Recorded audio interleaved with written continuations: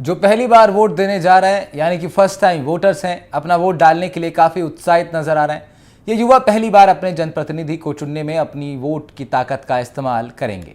क्या इनकी उम्मीदें हैं, क्या इनके मुद्दे हैं, इन पर हमारे संवाददाता ने इनसे खास बातचीत की है। दिखाते हैं हमारी ये खास ग्राउंड रिपोर्ट। चलते चलते हम पहुंचे हैं फर्स्ट टाइम वोटर्स के पास। समाज का वो तबका जिनके ऊपर कहा जाता है कि देश का भविष्य टिका होता है, ये वो लोग हैं। इनको अभी चुनावों के बारे में ज़्यादा अनुभव नहीं है, लेकिन पहली बार वोट करने जाएंगे। हम इनसे बात करेंगे और जानने का प्रयास करेंगे कि लोकसभा चुनावों को लेकर ये क्या सोचते हैं। सबसे पहले मैं आपसे जानना चाहूँगा, क्या नाम आपका और कहाँ से हैं आप? मेरा नाम वैशाली है और मैं महाराष्ट्र से हूँ, वैसे राजस्थानी हूँ। आप फर्स्ट टाइम वोट करने जाएंगी, कैसा लग रहा है, कितनी एक्साइटमेंट है? एक्साइटमेंट तो बहुत है कि हमें अच्छे लीडर मिले जो कि देश का सुधार कर सके। और क्या क्या मुद्दे होंगे जो जब आप वोट पोल करोगे, कि किन बातों को ध्यान में रख के आप वोट पोल करोगे? एज ए स्टूडेंट मुझे तो सिर्फ यही ध्यान में है कि गवर्नमेंट जॉब्स, ये सारी चीज़ें जो हमारे लिए बहुत ज़्यादा ज़रूरी है, तो गवर्नमेंट जॉब्स अवेलेबल भी होता है, लेकिन हम स्टूडेंट्स को और जो भी जिसको प्रोवाइड किया जा रहा है पब्लिक को, उन तक नहीं पहुंच पाता है। तो वो कैसे पहुंचे, तो वो आप एडवर्टाइजमेंट किसी भी तरीके से हम तक कैसे पहुंचेगा, तो वो वेबसाइट्स वगैरह हमें पता चल जाए, ये सारी चीज़ें हो जाए। और जैसे कुछ एग्ज़ाम्स के पेपर लीक हो जाते, तो जिसने बहुत ज़्यादा मेहनत की होती है उनका भी पूरा वेस्ट हो जाता है पेपर लीक होने की वजह से। तो फिलहाल मेरे मन में तो यही चीज़ है कि इंफॉर्मेशन सिस्टम है वो मजबूत होना चाहिए ना। आपसे जानना चाहूँगा, आप कहाँ से हैं? जी, मेरा नाम नंदना है और मैं केरला से हूँ। आप भी फर्स्ट टाइम वोट पोल करेंगी अपना, तो कैसा लग रहा है आपको, कि किस तरह की फीलिंग है? जी, सच कहूँ तो बहुत एक्साइटेड हूँ कि हमारा जो आने वाला जो कल है वो हमारी आज के वोटिंग पे निर्धारित है, तो फिर वो कैसा होगा उस जानने के लिए बहुत एक्साइटेड हूँ। क्या क्या मुद्दे रहेंगे आपके जहन में? जैसे कि वी आर डेवलपिंग डॉक्टर्स, तो हमारा तो यही है कि अभी हम अपने घर से दूर किसी और देश में या फिर किसी और राज्य में आके पढ़ रहे हैं, तो फिर सबसे पहला तो यहाँ पे हमें ट्रैवलिंग में we are facing a lot of difficulties in travelling. जैसे कि आज गंगानगर में एक प्रॉपर एयरलाइन की सर्विस नहीं है, जिसकी वजह से हमें और हमारे पेरेंट्स को बहुत दूर तक ट्रेन में 3-4 दिन का सफ़र तय करके आना पड़ता है। सो ऐसी पार्टी हो जो कि ट्रैवलिंग में और ज़्यादा कुछ एडिशनल मुद्दे ऐड कर सके, जैसे कि एयरलाइंस की सर्विस होगी। बहुत सी इंडिया में ऐसी जगह है जहाँ पे रेलवे सर्विस भी बहुत कम है, तो फिर ट्रैवलिंग सर्विस बेटर होना चाहिए। और वुमेन एम्पावरमेंट, जैसे कि लड़कियों को as compared to boys chances और जॉब अपॉर्चुनिटीज़ बहुत कम मिलते हैं, तो फिर एज अ गर्ल मैं यही रिक्वेस्ट करना चाहूँगी कि वुमेन एम्पावरमेंट थोड़ा ज़्यादा। आप बताइए, आप क्या सोचती हैं?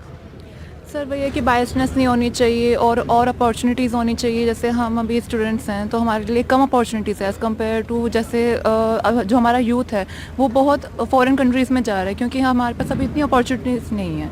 तो फर्स्ट यही है, and then safety, women safety होनी चाहिए। आजकल हम बहुत केसेस देख रहे हैं हर चीज़ से रिगार्डिंग है, तो ये मेन चीज़। आप बताइए, आप भी फर्स्ट टाइम वोट करने जा रहे हैं, कहाँ से हैं आप, क्या नाम है आपका? मेरा नाम प्रशांत है और मैं आंध्र प्रदेश से हूँ। आप क्या सोचते हैं कि जब आप वोट करेंगे क्या क्या मुद्दे आपके जहन में होंगे? मेरे मुद्दों तो एक ही है, हम किसको वोट करेंगे वो हमको अच्छा देख लेगा। हाँ। बस, और पोस्टिंग भी नंबर ऑफ पोस्ट भी इंक्रीज़ हो जाए तो अच्छी बात है, ज़्यादा लोग को अपॉर्चुनिटीज़ मिल जाएगा और फैमिली को भी सही देख लेगा। ठीक है, आप बताइए, आप कहाँ से हैं? आंध्र से। आप बताइए, क्या क्या सोचते हैं जब देश का जो प्रधानमंत्री चुना जाएगा, अब आप जब वोट करेंगे क्या क्या होना चाहिए? ऐसे jobs, increments, number of placements, okay and journey. Okay We are from Andhra Pradesh now. We are taking so much long journey, 3 days, 4 days. Okay Holidays are going to on like that only. So we need a direct trains like that. Okay आप बताइए, जो अभी recently में राम मंदिर का मुद्दा हो, चाहे नागरिकता संशोधन जो अधिनियम बना, धारा 370 वाला हो, क्या ये जो मुद्दे हैं चुनावों को इफेक्ट करेंगे? जी करेंगे, बिल्कुल करेंगे। मेरा मुद्दा ये है कि पढ़ाई से लेके, मतलब पोस्टिंग से लेके वैकेंसीज नहीं है वेटनरी डिपार्टमेंट में। हाँ। तो वे वैकेंसीज लाई जाए। वैकेंसीज लाई जाए। हाँ। तो आप लोग इतने दूर से यहाँ पढ़ने के लिए आते हैं, तो क्या वहाँ कॉलेजेस नहीं है इतने? नहीं, बिल्कुल नहीं। तो इनमें भी कुछ एक्सपेंशन होना चाहिए। हाँ, कॉलेज होने चाहिए। हाँ। हाँ। आप बताइए, आप क्या सोचते हैं, किस तरह का जो लीडर चुनना चाहेंगे आप? जो वैकेंसी निकाले, सबका ध्यान रखे। हाँ। और वुमेन की सेफ्टी देखे। वही। कुछ और भी यहाँ लोग मौजूद हैं, आप बताइए, लोकसभा चुनाव आ रहे हैं, क्या सोचते हैं इन चीज़ों को लेके आप? हम बड़ी पार्टी अच्छी हो। हाँ। जो सबका मुद्दा काम करें। हाँ। और वुमेन सेफ्टी अभी लास्ट पार्टी ने बहुत अच्छा काम किया है, राम मंदिर का काम किया है, 377 हटाई है, इस मुद्दे पे भी अच्छा काम है। तो अगर आपको कहा जाए बीजेपी और कांग्रेस दोनों में से एक को चूज करना हो, किसको चूज करेंगे? बीजेपी बीजेपी को चूज करेंगे। आप बताइए, आप क्या क्या कहना चाहेंगे लोकसभा चुनाव को लेके? मैं तो एज ए स्टूडेंट ये कहना चाहूँगा कि जैसे कि स्टूडेंट को सबसे ज़्यादा जॉब की ज़रूरत होती है, तो जॉब अपॉर्चुनिटीज़ निकाली जाए गवर्नमेंट में। और एज ए जैसे भी राम मंदिर का मुद्दा उठा था इतने सालों पहले था, वो अब पूरा हो चुका है बीजेपी की वजह से, तो मैं तो बीजेपी को ही वोट करना चाहूँगा। बीजेपी को वोट करना चाहेंगे। आप बताइए वैसे आप कहाँ से हैं, क्या नाम है आपका? मेरा नाम चिराग है और मैं पंजाब से बिलोंग करता हूँ। पंजाब से बिलोंग करते हाँ जी, हैं। हाँ जी। पंजाब में आप पार्टी की सरकार है ना, केंद्र में बीजेपी की सरकार है। आप क्या सोचते हैं कि किस तरह की सरकार से डेवलपमेंट ज़्यादा हो सकते हैं? सरकार तो मायने नहीं रखती, मैं तो लीडर की सोच के ऊपर डिपेंड करता है। आप भी अच्छे काम कर रही है पंजाब में और बीजेपी भी सेंटर में अच्छे काम कर रही है, तो इस पे भी कोई ये तो नहीं है कि लीडर क्या जो नया आएगा तो यूथ को ही बनना चाहिए ज़्यादा, जो यंग है थोड़े, और देश की भलाई हो सब में। पॉलिटिक्स के अंदर जो यूथ ज़्यादा आने चाहिए, इनका कहना है, कितना सहमत है आप इससे? सर बिल्कुल सहमत है, यूथ आने चाहिए ताकि वही समझते हैं युवा जो भी, उनको एक दूसरे की जो भी अंडरस्टैंडिंग है, तो बिल्कुल सही बात है सर, यूथ लीडर होना चाहिए अपना देश का। और सर बेसिकली तो बात एज ए स्टूडेंट में करूँगा तो जॉब वैकेंसी वगैरह जो भी है स्टूडेंट्स के हित में वो सब फैसिलिटी प्रोवाइड होनी चाहिए।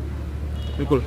हम जो गर्ल्स हैं एक बार उनके पास दोबारा चलेंगे, उनसे बात करने की कोशिश करेंगे। मैं आपसे जानना चाहूँगा कि पॉलिटिक्स के अंदर अभी जो सेंट्रल गवर्नमेंट है उन्होंने लेडीज़ को आरक्षण दिया है, ज़्यादा लाने की कोशिश की जा रही है, तो उस बारे में क्या सोचती हैं कि क्या इससे डेवलपमेंट को और गति मिलेगी?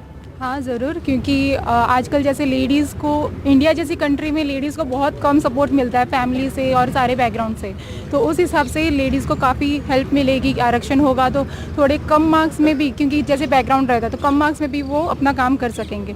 और जैसे मैंने पहले जो टॉपिक उठाया था कि गवर्नमेंट जॉब्स के लिए, तो उनको अकोमोडेशन भी मिलना चाहिए, रहने की सुविधा भी मिलनी चाहिए, जो एग्ज़ाम्स देने जा रहे हैं उनके लिए सारी फैसिलिटीज़ प्रोवाइड की होनी चाहिए। बिल्कुल। जो आप क्योंकि हेल्थ के डिपार्टमेंट से आते हैं सभी लोग, तो क्या सोचते हैं कि जो ग्रामीण क्षेत्र है वहाँ तक जो हेल्थ की जो सुविधाएं हैं, फैसिलिटीज़ हैं, वो पहुँच पाती है, नहीं पहुँच पाती?